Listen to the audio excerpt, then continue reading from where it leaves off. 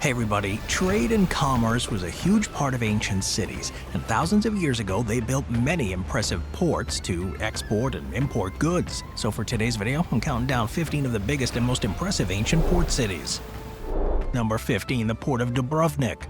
The Port of Dubrovnik, formerly known as Ragusa, is an example of the city's rich maritime heritage. This port, located in a natural harbor beneath the imposing limestone cliffs of Mount Suruc, has been a beacon of trade, diplomacy, and culture since its establishment in the 7th century. It's a key gateway between the East and West. Dubrovnik's port played a pivotal role in the ancient world, where the ebb and flow of goods, people, and ideas shaped its destiny. Its origins trace back to the 7th century, where it was founded by refugees fleeing the advancing Slavs. Initially under the protection of the Byzantine Empire, the city thrived due to the location, which allowed it to control vital maritime routes. By the 14th century, though, it had evolved into a free city-state, leveraging its autonomy to build a formidable naval fleet. This port became the lifeblood of the Republic of Ragusa, fostering economic prosperity and cultural growth that earned it the moniker the South Slav Athens. Dubrovnik was a bustling hub of commerce. Ships laden with silk, spices, and precious metals from the east would dock here, their goods destined for markets across Europe. They exported local goods such as salt, wine, olive oil, and wool, while importing luxury items like glass, textile, and jewelry. The port warehouses were filled with these treasures, making Dubrovnik a city of immense wealth and influence. Number 14, Venice. Venice. Often celebrated for its canals and romantic allure, it was once the heart of a mighty maritime empire, the Republic of Venice. This floating city, called the Venetian Lagoon off the Adriatic Sea, was far more than just a bustling port for trade. It was a beacon of power, culture, and innovation. The story of Venice begins in the early medieval period when the city's founders sought safety in the marshy islands of the lagoon. Surrounded by water and isolated from the mainland, the Venetians had only one direction in which to expand: the sea. But the Adriatic was far from tranquil.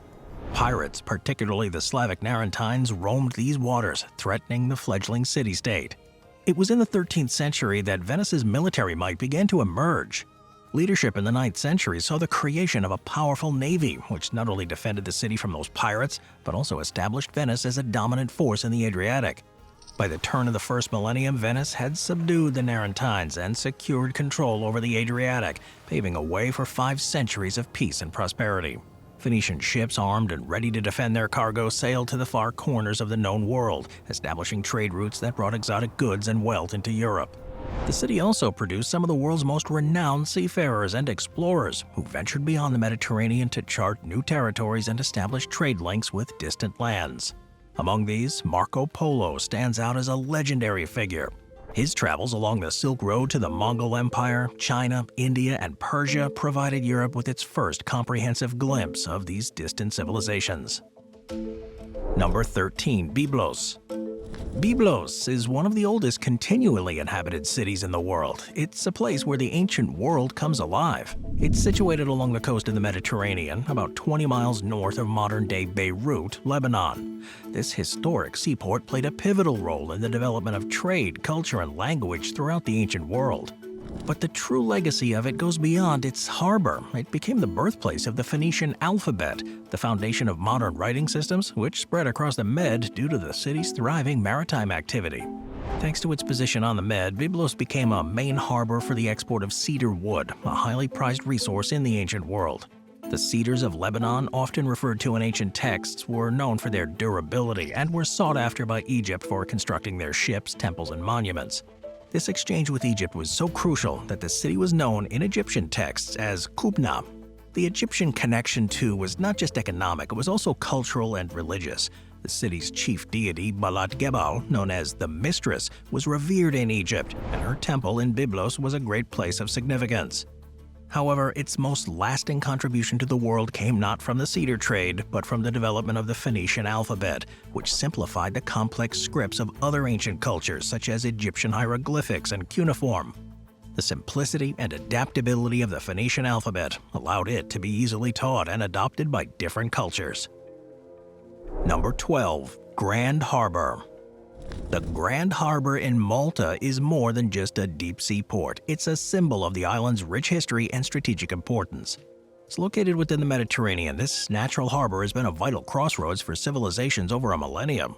Its deep waters and central location made it an indispensable stop on sea routes connecting Europe, Africa, and Asia. From its early days as a prehistoric settlement to its role as a formidable naval base, the Grand Harbor has shaped a course of Mediterranean history, leaving indelible marks on world affairs.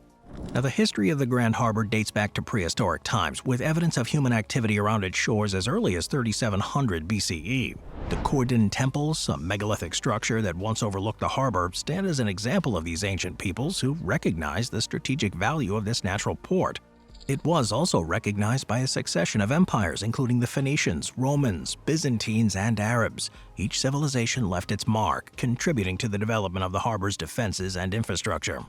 By the 12th and 13th centuries, the Castrum Maris, or Castle by the Sea, had been established in Birgu, a fortified stronghold that would later become the center of military and naval power in the Mediterranean. But the Grand Harbor's most significant chapter began in 1530, when the Knights of the Order of St. John made Malta their home. Recognizing the harbor's potential as a naval base, the Knights transformed Birgu into a fortified city, rebuilding the Castrum Maris as Fort St. Angelo and constructing additional defenses to protect against potential invaders. Number 11. Port Royal. Port Royal, Jamaica, often called the wickedest city on earth, was once the heart of piracy and privateering in the Caribbean. While Hollywood's Pirates of the Caribbean franchise has given a romanticized and adventurous portrayal of pirate life, the real Port Royal offers a much more complex and intriguing story. Situated on the southern coast of Jamaica, Port Royal's strategic location, deep natural harbor, and proximity to trade routes made it an ideal haven for both legitimate traders and notorious pirates. However, its meteoric rise to wealth and infamy was matched only by its dramatic fall, leaving behind a legacy that continues to captivate historians and archaeologists. In the 17th century, Port Royal became a bustling hub of commerce. Its well-protected harbor and deep water attracted merchants and sailors from across the Atlantic, but it was the lure of easy riches that drew pirates in droves. England, eager to disrupt Spanish dominance in the New World, issued letters of marque to privateers, essentially legalized pirates who were authorized to attack Spanish ships and settlements. This government-sanctioned piracy allowed England to weaken Spain's influence while filling the coffers of both the crown and the privateers themselves. One of the most famous figures of this era was Henry Morgan, a Welsh privateer who made a name for himself with daring raids on Spanish strongholds throughout the Caribbean. Morgan's exploits earned him immense wealth and power, and he was eventually appointed Lieutenant Governor of Jamaica. Under his leadership, Port Royal flourished as a pirate's paradise, where fortunes were made and lost in the blink of an eye. The city's taverns and brothels were filled with the spoils of war, and its streets echoed with the clinking of coins and the raucous laughter of those who lived by the sword. Number 10. The Port of Piraeus. The Port of Piraeus, located just 6 miles southwest of Athens, has long been a hub for trade, military operations, and cultural exchange. Piraeus has played an important role in the history of Greece, serving as a gateway to the Aegean Sea and beyond. Its strategic importance was recognized as early as the 5th century BCE, when it became the backbone of the Athenian naval power and a bustling center of commerce. From its ancient roots to its modern-day status as Greece's largest port, Piraeus embodies the rich maritime heritage of the Mediterranean. However, the swampy terrain separating Piraeus from the mainland limited its potential. It was the visionary Athenian statesman Themistocles who, in the early 5th century BCE, recognized the strategic value of Piraeus's natural harbors and initiated its transformation into a fortified naval base. By 483 BCE, Athens had shifted its fleet from Phaleron to Piraeus, a move that would prove decisive in the battle against the Persian Empire at Salamis in 480 BCE. The port's 3 main harbors, Cantharis, Zea, and Munychia, became the heart of the Athenian naval and commercial activity. Piraeus wasn't just a military stronghold, but also a thriving commercial hub. The architect Hippodamus of Miletus designed the town's grid-like street pattern, which became a model for urban planning in the ancient world. During the Peloponnesian War, the Spartans recognized the strategic importance of Piraeus, and after defeating Athens in 404 BC, they demolished the long walls that connected the port to the city. However, the walls were rebuilt in 393 BCE, restoring Piraeus's role as Athens' lifeline to the sea. For much of the late antiquity and the Middle Ages, Piraeus remained largely neglected, its harbors falling into disuse and its population dwindling. The Byzantine fleet occasionally utilized the port, but it was never able to recapture its former glory. Number 9. Tianjin Port. The port of Tianjin, formerly known as the port of Tanggu, stands as the largest port in northern China and the main maritime gateway to Beijing. Its significance has evolved over the centuries, transforming from a marshy and sparsely populated area into a crucial hub of commerce and trade. The port's development mirrors the rise of Tianjin itself, which grew from a modest settlement into a bustling center due to its strategic location at the northern terminus of the Grand Canal and its access to the Bohai Sea. The origins of the port of Tianjin can be traced back to the Song dynasty from 960 to 1126, when the area, then known as Senchaku, began to see the first signs of settlement. Situated on the west bank of the Hai River, the settlement grew quickly, joined by larger town of Xigu at the confluence of the Xia and Hai rivers. They became vital ports and a commercial center, handling the storage, transfer, and distribution of grain and other goods from central and southern China. The Ming dynasty, though, marked a turning point for Tianjin. When the national capital was moved from Nanjing to Beijing, Tianjin's importance grew as the main maritime gateway to the new capital. In 1404, the settlement was renamed Tianjin Wei, meaning Defense of the Heavenly Ford, and it transformed into a garrison town with a large military base. This period saw significant population growth as immigrants from other provinces flocked to the city, further fueling its development.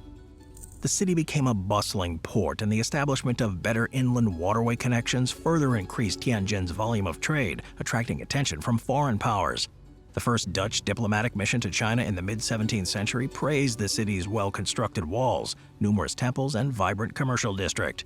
Tianjin's prosperity faced challenges in the mid-19th century when European nations, eager to expand their commercial and diplomatic privileges in China, pressed their demands to the Qing government. The treaties of Tianjin, signed during the Second Opium War, authorized the establishment of British and French concessions in the city, which were later followed by concessions to Japan, Germany, Russia, Austria-Hungary, Italy, and Belgium.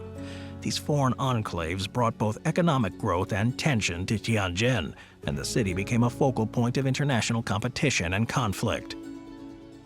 Number 8. Cadiz. Another one of the oldest continually inhabited cities in Western Europe was founded by the Phoenicians around 1100 BC as a trading post named Gadir. Cadiz has played a pivotal role in the history of Spain and the wider Mediterranean world. Over the centuries, this port city has witnessed the rise and fall of empires, serving as a crucial hub for trade, exploration, and military power. The origins of Cadiz are deeply rooted in its location along the coast of what is now Andalusia, Spain. The Phoenicians, renowned seafarers and traders from the city of Tyre, established Gadir as a means to access the rich mineral resources of the Iberian Peninsula. Initially, Gadir consisted of two small islands. The larger of these islands housed the main settlement, while the smaller one, known as Cotonusa, was reserved for cemeteries and religious sanctuaries. Although archaeological evidence suggests that the earliest permanent structures in Gadir date to the 9th century BC, the city's foundation is traditionally dated to around 1100 BC. The true golden age of Cadiz, however, came much later in the 18th century, when the city rose to prominence as the main harbor of mainland Spain. With the decline of Seville as the center of Spanish maritime trade, Cadiz assumed a dominant position. The port became the focal point of Spain's vast transatlantic empire, handling the influx of goods, silver, and other treasures from the New World.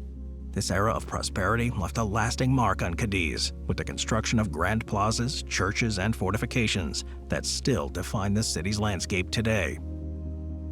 Moving on to number 7, Guangzhou. Formerly known as Canton, it's a city steeped in history and maritime significance. As the capital of Guangdong Province and the largest city in southern China, Guangzhou's strategic location on the Pearl River has made it a crucial port for over 2,200 years. The roots of their maritime prominence date back to the Qin dynasty, when the city first emerged as a trading port. Known as the Silk Road on the Sea, Guangzhou connected China with distant lands, facilitating the exchange of goods, culture, and ideas. During the Ming and Qing dynasties, the port flourished, becoming one of China's busiest and most important ports. As the city grew, so did its port. The port of Guangzhou now extends along the Pearl River, incorporating multiple harbor areas, such as Nansha, Xinsha, Huangpu, and the Inner Harbor. These areas serve as gateways for the shipping activities here, connecting Guangzhou with over 300 ports in more than 80 countries worldwide. The port's infrastructure, which includes over 4,600 berths, 133 buoys, 2,359 anchorages, reflects the capacity to handle large volumes of cargo. As a comprehensive port, it handles a diverse range of activities including loading and discharging, storage, bonded warehousing, and container cargo services. They facilitate the movement of agricultural, industrial, and manufactured products such as oil, coal, grain, chemical fertilizers, steel, ore, and many more. Guangzhou's economic growth and the increasing demand for international trade have led to a significant rise in cargo volume and ship traffic at the port. In 1999, the port surpassed the annual cargo throughput of 100 million tons, becoming only the second port in mainland China to achieve that milestone. By 2006, the port's annual cargo volume had exceeded 300 million tons, ranking it third among China's coastal ports and fifth among the world's top 10. Number 6. Chittagong. Chittagong, today known as Chattogram, is one of the oldest and most significant port cities in the Bay of Bengal. Its rich history as a center of trade, culture, and spirituality dates back centuries, making it a key player in the maritime commerce of the ancient world. The city's prominence as a port began long before recorded history. Archaeological evidence such as Stone Age fossils and tools unearthed in this region suggest that Chittagong has been inhabited since the Neolithic times. By the 4th century BCE, the region was an integral part of the ancient Bengali kingdoms. During this period, the Chandra dynasty, followed by the Varman and the Deva dynasties, they ruled over the area, transforming it into a cultural powerhouse.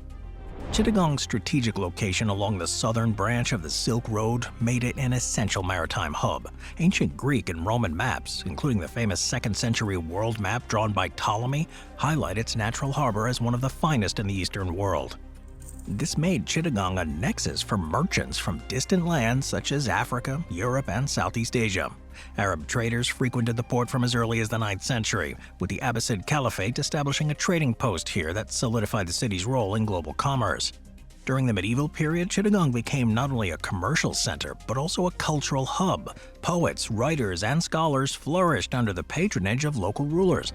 The famous 16th century poet Kabindra Parameshvar, for instance, composed his Bengali adaptation of the Mahabharata while under the protection of the Bengali Sultanate governor at Chittagong. Chittagong's influence as a maritime power continued well into the modern era. After the British East India Company gained dominance here in 1757, the Nawab of Bengal ceded the port to the British in 1772. This marked the beginning of British colonial rule over Chittagong, which transformed it into a critical node in the British Empire's vast trading network. Number 5. Sidon. Sidon, known locally as Saida, is a city that has stood the test of time, having a history that spans over 6,000 years. It's located on the Mediterranean coast about 25 miles south of Beirut. Sidon is the third largest city in Lebanon, with a population of approximately 80,000 within the limits. Their ancient roots, strategic coastal location, and role as a major center for trade have made it a key player in the history of the Mediterranean world.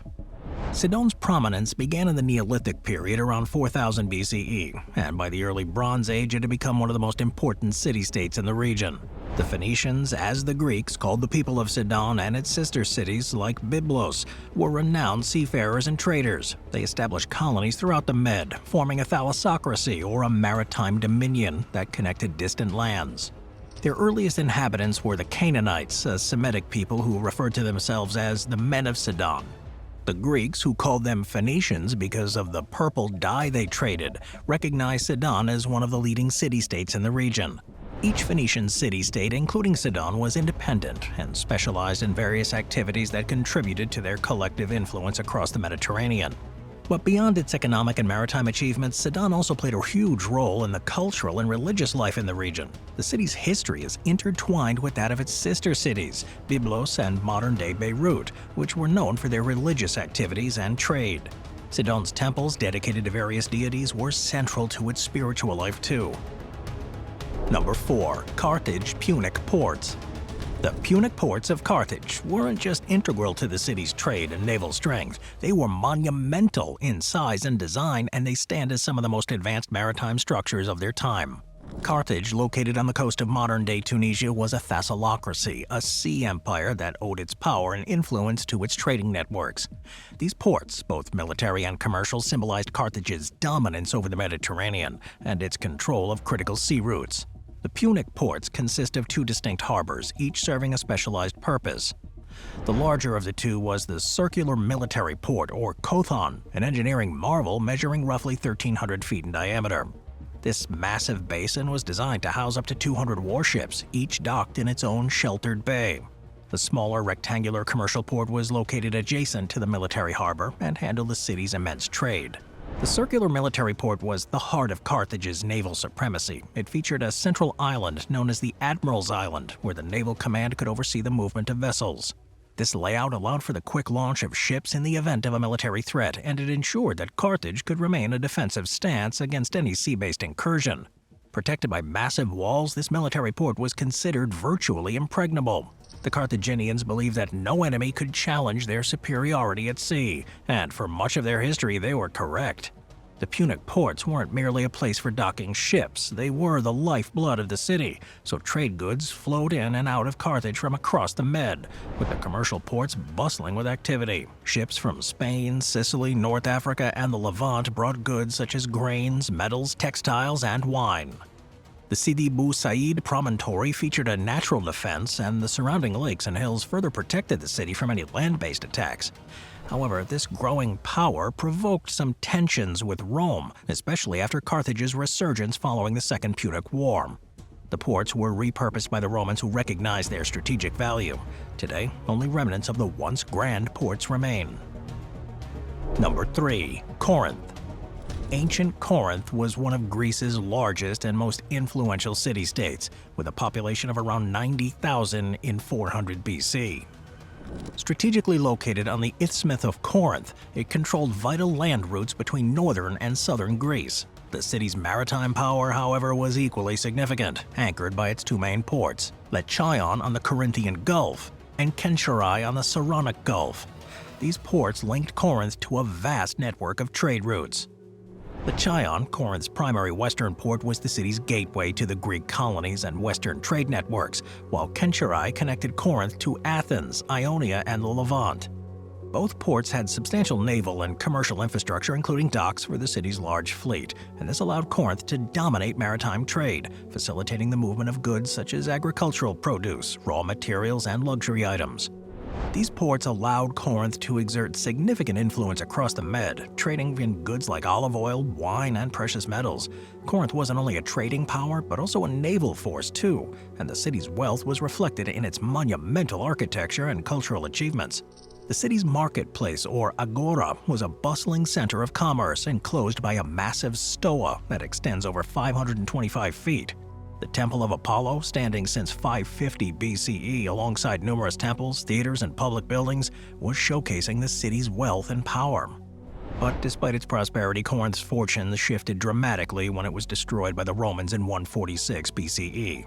Julius Caesar rebuilt the city in 44 BCE under Roman rule, and Corinth was once again a thriving metropolis. Recent archaeological work, particularly the Lechaon Harbor Project, has shed new light on the remarkable engineering feats that made Corinth's harbors so effective. A collaboration project that focuses on the submerged remains of Lechaon, the city's main port on the Corinthian Gulf. Using advanced technology such as a 3D parametric sub-bottom profiler, the team has mapped out the harbor's infrastructure, revealing two monumental moles, wooden caissons, a breakwater, and entrance canal that connected Lechaon to its three inner harbor basins. Number 2. Caesarea Maritima.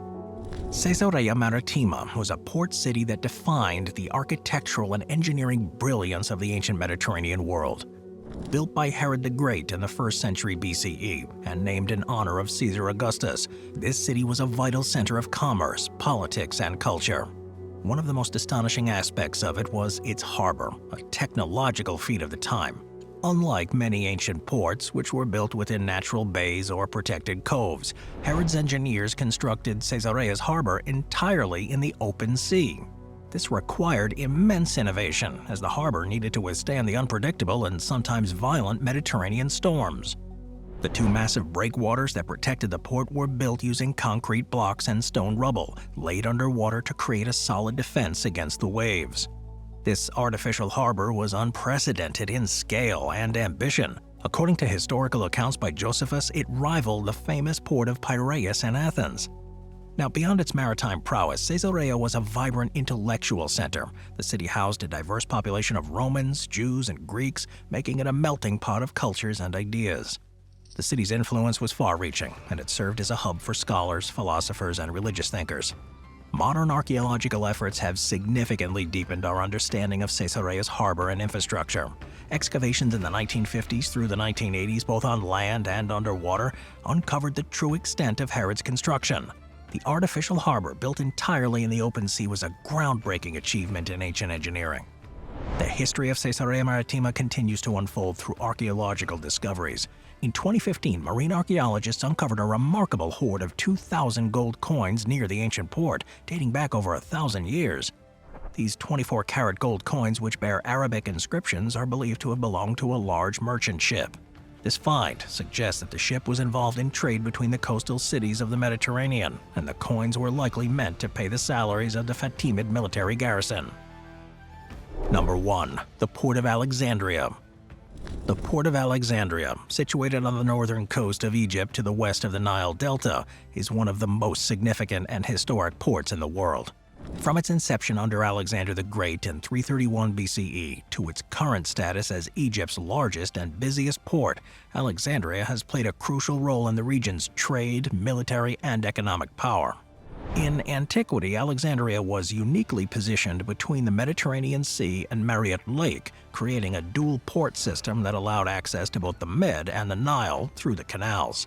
This connection facilitated the easy movement of goods between the interiors of Egypt and the Mediterranean world. The port itself was divided into two harbors, the East Harbor, which was shallow and unsuitable for large vessels, and the West Harbor, which was the primary center for commercial shipping.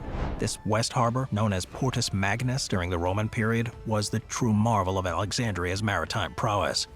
The scale of the Port of Alexandria was truly vast. In the Ptolemaic and Roman periods, it handled immense quantities of goods, particularly grain, which was transported from the Nile by barge and then stored in massive granaries near the lake, before being shipped to Rome and other parts of the empire. At its height, the port exported an estimated 220,000 tons of grain annually, making it a vital supplier of food to the Roman Empire.